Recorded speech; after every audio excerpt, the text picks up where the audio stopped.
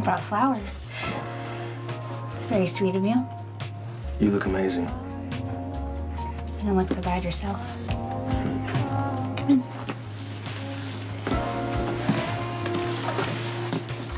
Well, if your culinary skills are even close to your ability to set a mood, I'm in for a treat. Well, actually, I didn't make dinner. I thought that was the point. I figured, why wait? Why do we need to waste any time? Which do you prefer? Couch? The floor? Or just standing up? What's gotten into you? I'm just trying to help you out. I mean, isn't there $100 on the line if you get to nail the woman with HIV? I'm not sure what's going on here. What was I unclear about? You're the guy who's always up for a challenge, right? Hey, I have an idea. Why don't we up the ante and do it bareback? What's the matter?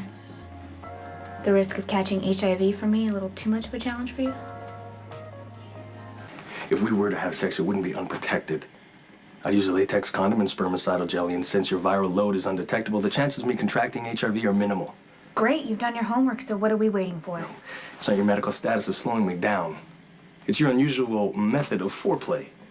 Call me crazy, but it doesn't particularly turn me on to be badgered and accused the minute I walk in the door. Now, I don't know what's going on here, but you're obviously insulted or furious somehow that I'm here, even though I was invited, so forgive me. But I'm gonna pass on your little offer. Oh, are you sure about that? I mean, there is $100 on the line, and I wouldn't want you to lose a bet. That's the second time you mentioned I $100. heard What are you you on the talking phone, Patrick. You bet someone $100 that you could get into bed with me. Well, you know what? You're gonna have to pay up on that one because I wouldn't sleep with you if I was virus-free and you were the last man on Earth.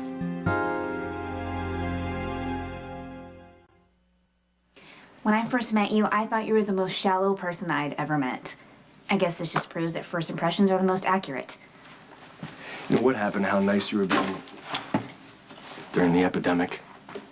Complimenting me on how I was taking care of things, worried about my lack of sleep. Obviously, I was sick and delirious. No.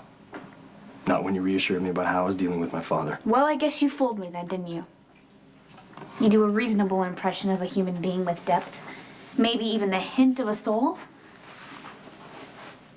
But that's just surface. Patrick the surgeon is exactly all flash and technique.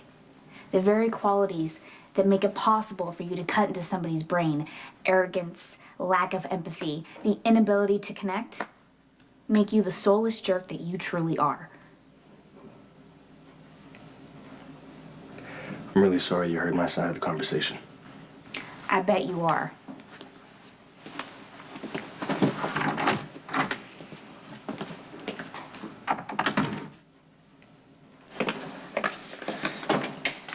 Gotta hand it to you. When you're right, you're right. Yeah, jury's still out on that. No, the verdict is officially in. I was sure even you couldn't pull it off, but obviously you're more persuasive than I thought. Just have to approach it from the right angle. Well, if you ever teach a seminar, sign me up. I'd love to acquire your technique. In the meantime, a bet is a bet. You got her to do it. Here's your money. There's one bet I'm happy to lose. You did a good thing, Patrick. My patient desperately needs this surgery, and her mother was terrified to consent. Well, understandably so. Child needing brain surgery is never easy for a parent. Well, without it, my patient would have died. By convincing her mother, you saved a little girl's life. Yeah.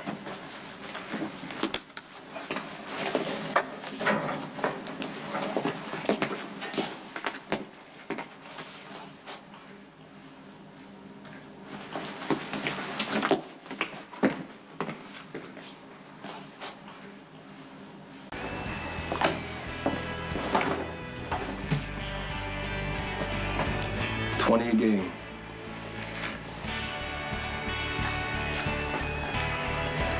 Be warned. I'm good. Well, I'm already up $100 tonight, and as good as you think you are, so much better.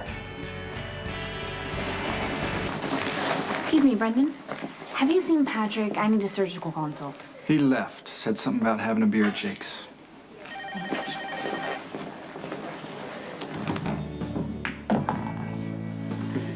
that. It's all yours. You know what? I'd rather have a dance instead. I think I can manage it.